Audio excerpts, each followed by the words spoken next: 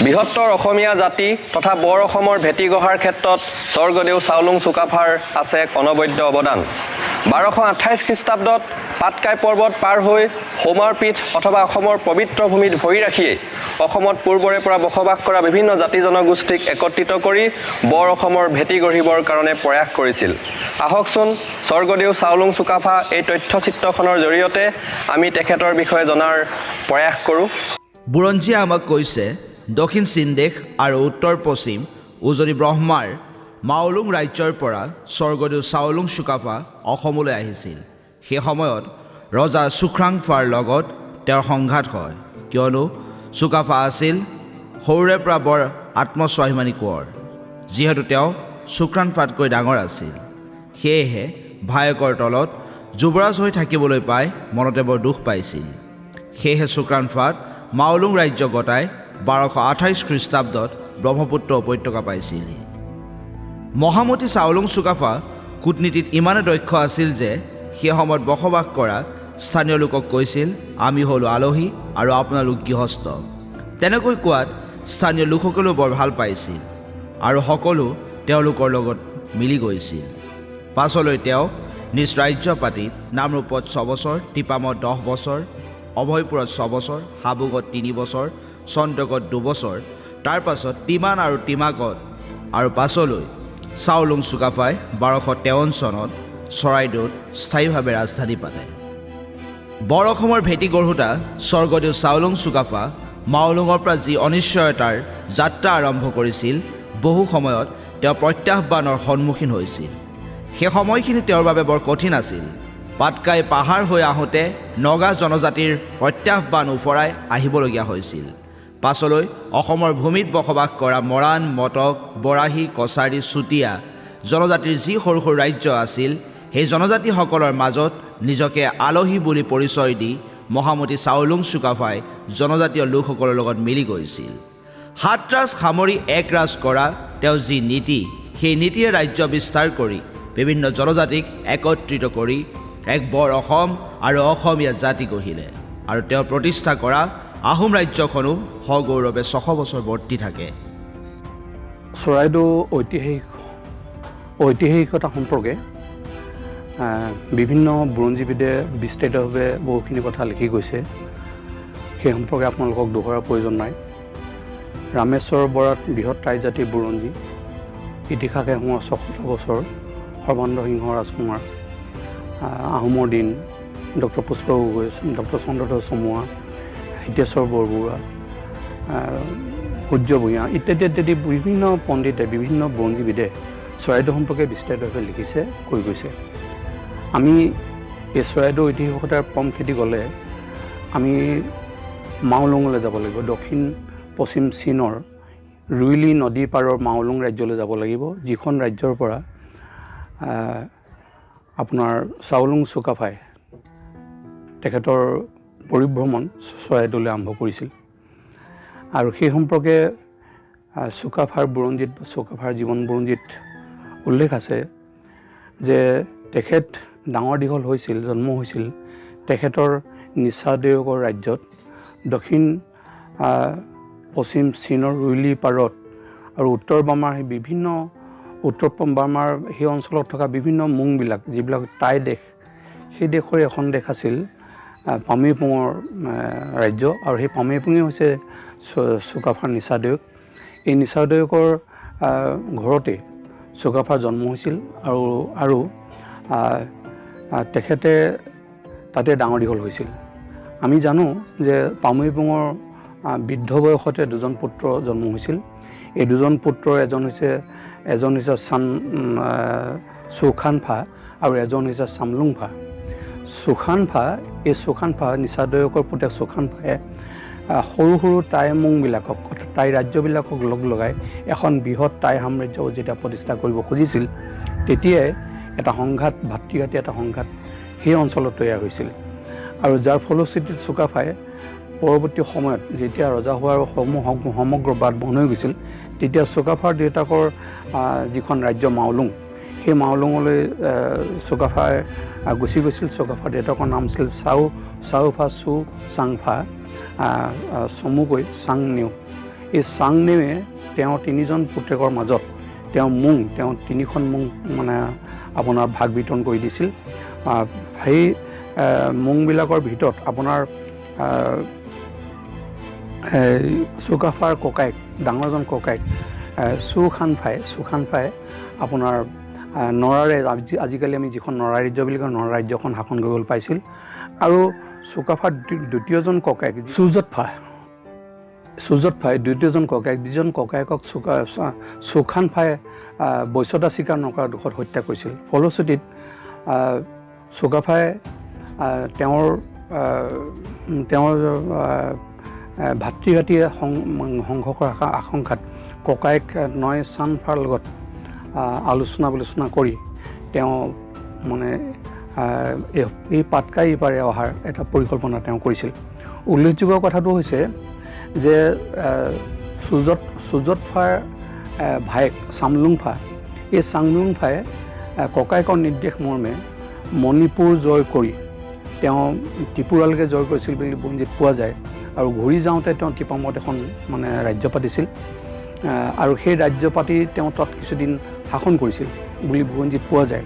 এই চামলুংফাই এটা বৃহৎ অভিযান চলাই দেশলৈ উভতা মুহূৰ্ততে ককায়েক চুখানফাই তেওঁক বন্দী কৰিবলৈ কিছু পালি পহৰীয়া বা বিষয়া কৰ্মচাৰী পঠিয়াইছিল বুলি চামলুংফাই যেতিয়া শুনিলে তেতিয়া জনা যায় যে বহুত বুৰঞ্জীয়ে কৈছে যে চামলুংফা চীনলৈ পলাই গৈছিল বা তেওঁ নোহোৱা হৈ গৈছিল। তেওঁ নোহোৱা হোৱা কাৰণটো অলপ ৰহস্যমূলক হৈ থাকিল, বুৰঞ্জীত এই সম্পৰ্কে উল্লেখ নাই।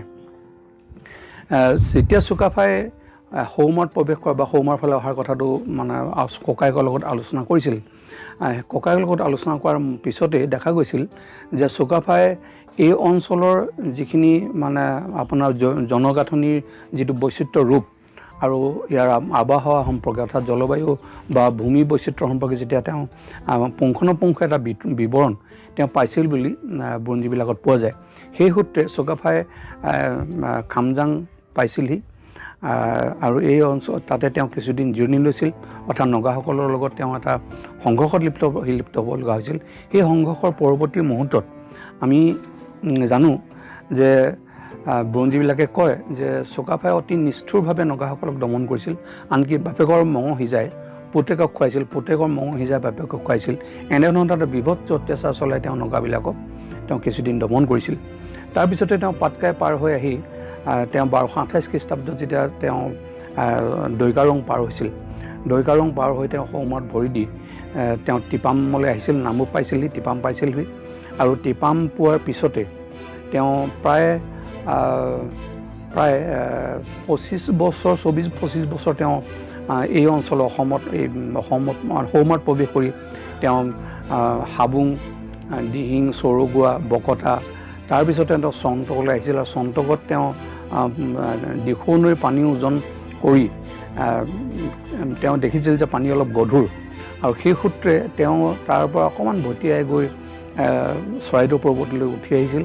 আৰু সেই চৰাইদেউ পৰ্বতে তেওঁ 1253 খ্ৰীষ্টাব্দত এখন স্থায়ী ৰাজধানী পাতি তেওঁ আহোম ৰাজ্যখনৰ প্ৰতিষ্ঠা আৰম্ভ কৰিছিল। আৰু আমি জানো যে ওচৰতে থকা বৰাহীসকল, মৰাণসকল, চুতীয়াসকল, কছাৰীসকল এইসকলৰ লগত পিছত তেওঁ এটা মিতিৰ সম্পৰ্ক গঢ়ি তুলিছিল। আৰু বৰাহীসকলক তেওঁ নিজৰ ভাতৰ ৰান্ধনি আৰু মৰাণসকলক তেওঁ বাৰীৰ চোৱা মেলা খৰি যোগনীয়া ইত্যাদি বিভিন্ন বিষয়ভাৱ দি তেওঁ ৰাজ্যখন শাসন কৰিছিল। আৰু তেওঁ এটা দীৰ্ঘকাল ধৰি তেওঁ শাসন কৰিছিল। তেওঁ বুৰঞ্জীবিলাকৰ মতে তেওঁ প্ৰায় 93 বছৰ বয়সত তেওঁ ঢুকাইছিল। গতিকে চুকাফাই এটা দীঘলীয়া জীৱন বুৰঞ্জী আছে, এই সম্পৰ্কে ঐতিহাসিকবিলাকে বিভিন্ন বুৰঞ্জীত উল্লেখ কৰিছে। আৰু বিতৰ্ক কিছু আছে চুকাফা সম্পৰ্কে, কিন্তু ঘটনাটো হৈছে যে চুকাফাৰ জীৱন বুৰঞ্জীৰ মতেই চুকাফাই তেওঁ 3গৰাকী পত্নী লৈ ইয়াত সৌমাত প্ৰৱেশ কৰিছিল। প্ৰথমগৰাকী আছিল আইমী, দ্বিতীয়গৰাকী আছিল নাং চেনচুমফা আৰু তৃতীয়গৰাকী আছিল নাং ইয়েলু। গতিকে এই 3গৰাকী পত্নী আৰু তেওঁৰ 5জন কোঁৱৰ, তেওঁ নিজা 5জন কোঁৱৰ লৈ তেওঁ সৌমাত প্ৰৱেশ কৰিছিল বুলি বুৰঞ্জীত উল্লেখ আছে। গতিকে জীৱন বুৰঞ্জী সম্পৰ্কে আমি চুকাফাৰ জীৱন বুৰঞ্জী সম্পৰ্কে আৰু গৱেষণা বিস্তৰ গৱেষণা কৰাৰ প্ৰয়োজন আছিল বুলি ভাবোঁ। গতিকে বিদগ্ধ পণ্ডিতসকলে গৱেষকসকলে নিশ্চয় এই ক্ষেত্ৰত পদক্ষেপ গ্ৰহণ কৰিব আৰু আমি সকলোৱে উপকৃত হ'ম। বৰ অসমৰ গঢ়োতা স্বৰ্গদেউ চাওলুং চুকাফাই সুদূৰ মাওলুঙৰ পৰা এই অসম উপত্যকালৈ যি এক অনিশ্চয়তাৰ যাত্ৰাৰে তেওঁ যাত্ৰা আৰম্ভ কৰিছিল আৰু তেওঁৰ সেই অনিশ্চিত যাত্ৰাৰ পাছতো এই অসম ভূমিত উপনীত হৈ সেই মহাপুৰুষজনাই এই অঞ্চলৰ যিসকল জনজাতীয় লোক বৰাহী মটক মৰাণ সেই জনজাতিৰ লোকসকলৰ সৈতে তেওঁ অতি সৌহাৰ্দ্যমূলকভাৱে অতি আন্তৰিকতাৰে মৰম আৰু ভালপোৱাৰে তেওঁলোকৰ হৃদয়ত স্থান লাভ কৰি তেওঁলোকক আলহী হিচাপে চিনাকি দি তেওঁৰ যি মহানতা সেই মহানতাৰে সমগ্ৰ অসমৰ সেই সময়ৰ জনজাতীয় লোকসকলক আকৃষ্ট কৰি লৈছিল আৰু তেওঁলোকো চাওলুং চুকাফাৰ প্ৰতি কিবা এক আকৰ্ষণেৰে অতি মুগ্ধ হৈ পৰিছিল। আহোম ৰাজ্যৰ প্ৰতিষ্ঠাতা চাওলুং চুকাফা 1228 খ্ৰীষ্টাব্দত ব্ৰহ্মপুত্ৰ উপত্যকাত তেওঁ ভৰি দিয়ে আৰু তেওঁ প্ৰতিষ্ঠা কৰা এই আহোম ৰাজ্যখন সগৌৰৱেৰে প্ৰায় 600 বছৰ ধৰি বৰ্তি আছিল। 1228 চনত তেওঁ ব্ৰহ্মপুত্ৰ উপত্যকাত ভৰি দিয়াৰ পূৰ্বে তেওঁ পূৰ্ব ৰাজ্য মুং মাহৰ পৰা 1215 চনতে তেওঁ পাৰিবাৰিক জটিলতাৰ বাবে তেওঁ অনিশ্চয়তাৰ লৈ ব্ৰহ্মপুত্ৰ উপত্যকাৰ ফালে আগবাঢ়ি আহিছিল আৰু 1228 চনত ব্ৰহ্মপুত্ৰ উপত্যকাত প্ৰৱেশৰ পূৰ্বে তেওঁ 13 বছৰ কাল পাটকাই পাহাৰৰ আশে পাশে এই অঞ্চলত ঘূৰি ফুৰিছিল আৰু সেই সময়ছোৱাত তেওঁৰ বাবে অতিকৈ কঠিন সময় আছিল, যিহেতু সেই অঞ্চলত তেওঁ নগা জনজাতিসকলৰ কঠোৰ প্ৰত্যাহ্বানৰ সন্মুখীন হৈছিল আৰু সেই নগা জনজাতিসকলৰ কঠোৰ প্ৰত্যাহ্বান অতি দৃঢ়তাৰে তেওঁ উফৰাই 1228 খ্ৰীষ্টাব্দত ব্ৰহ্মপুত্ৰ উপত্যকাত ভৰি দিয়েহি আৰু সেই সময়ছোৱাত ব্ৰহ্মপুত্ৰ উপত্যকাত মৰাণ মটক বৰাহী চুতীয়া কছাৰী ইত্যাদি জনগোষ্ঠীসকলে সৰু সৰু ৰাজ্য পাতি বাস কৰিছিল। চুকাফাক কোৱা হয় যে তেওঁ অনিশ্চয়তাক জয় কৰা এজন মহান পুৰুষ, যিহেতু যি সময়ত তেওঁ মুং মাহৰ পৰা এক অনিশ্চয়তাক কেন্দ্ৰ কৰি তেওঁ ওলাই আহিছিল, আহি ব্ৰহ্মপুত্ৰ উপত্যকাত তেওঁ সেই অনিশ্চয়তাক নিশ্চয়তালৈ পৰিৱৰ্তন কৰি এক ৰাজ্য গঢ় দিছিল। এটা কথা উল্লেখযোগ্য যে কোৱা হয় যে চুকাফা কূটনীতি আৰু তৰোৱাল এই দুয়োটা ব্যৱহাৰৰ ক্ষেত্ৰতে অতি পাকৈত আছিল। সেই সময়ত ব্ৰহ্মপুত্ৰ উপত্যকাত বাস কৰি থকা অন্যান্য জনগোষ্ঠীবিলাকক তেওঁ যুদ্ধৰে পৰাভূত কৰিব বিচৰা নাছিল। তেওঁ কূটনীতিত ইমানেই দক্ষ আছিল, তেওঁ কৈছিল স্থানীয় জনগোষ্ঠীসকলক যে আমি হৈছোঁ আলহী আৰু আপোনালোক গৃহস্থ, গতিকে আপোনালোকৰ এই ঠাইখিনি আমাক যেন চিনাকি কৰি দিয়ে। চুকাফাৰ এই মন্তব্যক স্থানীয় যিবিলাক জনগোষ্ঠী আছিল সেই জনগোষ্ঠীবিলাকে খুব ভাল পাইছিল আৰু চুকাফাৰ সেই কূটনৈতিক দক্ষতাত মুগ্ধ হৈ স্থানীয় মৰাণ আৰু বৰাহী এই দুয়োটা জনগোষ্ঠীয়ে কোনো ধৰণৰ যুদ্ধ অবিহনে আহোমসকলৰ ৰাজ্যত বিলীন হৈ গৈছিল। ইয়াৰ পিছত তেওঁ ৰাজধানী প্ৰতিষ্ঠাৰ বাবে সুদীৰ্ঘ সময় উজনি অসমৰ বিভিন্ন ঠাইত তেওঁ ঘূৰি ফুৰিছিল। তেওঁ টিপামলৈ গৈছিল, টিপামত কেইবছৰমান আছিল, তাতো তেওঁৰ ঠাই টুকুৰা পচন্দ নোহোৱাৰ বাবে পুনৰ গুচি গ'ল তেওঁ অভয়পুৰলৈ, অভয়পুৰৰ পৰা তেওঁ হাবুঙলৈ গুচি গ'ল আৰু তাত বানপানীত অসুবিধা হোৱাৰ বাবে তেওঁ পুনৰ গুচি আহিল চন্তকৰ ওচৰলৈ আৰু চন্তকতো তেওঁৰ মন পচন্দ ঠাই নোহোৱাত শিমলুগুৰিত কেইদিনমান তেওঁ বাস কৰিছিল আৰু অৱশেষত শিমলুগুৰি কাষৰীয়া অঞ্চল চৰাইদেউত 1253 চনত স্থায়ীভাৱে তেওঁ ৰাজধানী প্ৰতিষ্ঠা কৰিছিল আৰু তাতে তেওঁ লাংকৰি দেওশাল প্ৰতিষ্ঠা কৰি টাই আহোম প্ৰথামতে বগা ঘোঁৰা বলি দি তাৰ কাষতে চৰাইদেউত ৰাজধানী প্ৰতিষ্ঠা কৰিছিল। এই সুদীৰ্ঘ সময়ছোৱাত স্বৰ্গদেউ চুকাফাই কোনো এটা জনগোষ্ঠীক যেতিয়া তেওঁৰ অধীনলৈ আনিব বিচাৰিছিল কেতিয়াও পোনপ্ৰথমে তেওঁলোকক যুদ্ধৰ ভাবুকি দিয়া নাছিল বা যুদ্ধক প্ৰথম হিচাপে তেওঁ কেতিয়াও গ্ৰহণ কৰা নাছিল। প্ৰথম অৱস্থাত তেওঁ সেই জনগোষ্ঠীসকলৰ সৈতে সন্ধি আৰু মিত্ৰতাৰেহে তেওঁলোকৰ অন্তৰ জয় কৰাৰ চেষ্টা কৰিছিল। অতি প্ৰয়োজন নহ'লে তেওঁ কেতিয়াও যুদ্ধৰ আশ্ৰয় লোৱা নাছিল।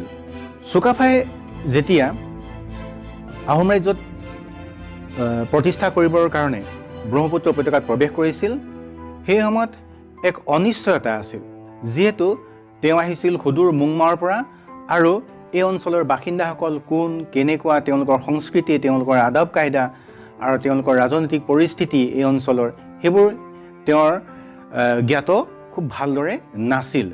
কিন্তু তেওঁ কূটনৈতিক দক্ষতা আৰু ৰাজনৈতিক পাৰদৰ্শিতা ইমানেই আছিল যে তেওঁ সেই অনিশ্চয়তাক জয় কৰি এক নিশ্চয়তালৈ পৰিৱৰ্তন ঘটাইছিল। গতিকে কোৱা হয় চুকাফা এনেকুৱা এজন ৰাজকুমাৰ যি অনিশ্চয়তাক নিশ্চয়তালৈ পৰিৱৰ্তন ঘটাইছিল। আৰু চুকাফাই এই স্থানীয় জনগোষ্ঠীসকলক লৈ আমাৰ প্ৰচলিত কথা মতে হাত ৰাজ মাৰি এক ৰাজ, অৰ্থাৎ এই সমগ্ৰ জনজাতিসকলক আৰু জনগোষ্ঠীসকলক লৈ সামৰি এক বহল ভিত্তিত এক বৃহৎ অসমীয়া জাতি গঠনৰ এক প্ৰক্ৰিয়া আৰম্ভ কৰি গৈছিল। আৰু সেই প্ৰক্ৰিয়াৰ ফলতে বৃহৎ অসমীয়া জাতি ব্ৰহ্মপুত্ৰ উপত্যকাত গঢ় লৈছে। আমি তেওঁৰ সেই কূটনৈতিক দক্ষতা, অনিশ্চয়তাক জয় কৰাৰ যি পাৰদৰ্শিতা আৰু দৃঢ়তা, আমি এইখিনি মনত ৰখা উচিত।